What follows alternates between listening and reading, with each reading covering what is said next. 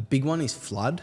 Okay. The reason why flood is because a lot of the general buyers in the marketplace view that as a big red flag. Not many buyers are aware of things like mine subsidence, acid sulfates, proximity to housing commission. Not many people even think to check my proximity to housing commission, but it is really important.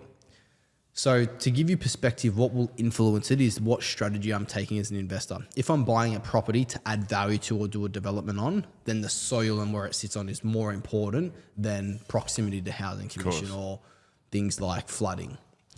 But if I'm buying a passive long-term buy and hold, set and forget, things like flooding is more important than the land it sits on because I'm not really going to do anything to the property. So that would be my thing when it comes to the actual externals. And then internally, the biggest factors that influence a deal, a big one is the flooring of a property, particularly in the locations that are older.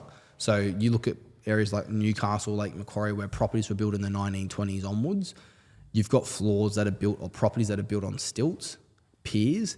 A lot of properties, because of that, over time, there's bowing in the flooring. Bowing in the flooring can be a pretty big ongoing concern because the cost of replacing doesn't outweigh the benefit of owning the property. Yeah. So that's a big check I look at in those marketplaces. But in marketplaces where properties are built from the 2000s onwards, that's typically not. They're built on slabs. So in those properties where they're not built on piers, they're built on slabs, what I want to look for in those marketplaces is things like the usability of the floor plan and my property's land size and its capacity for me to generate optimal rental income.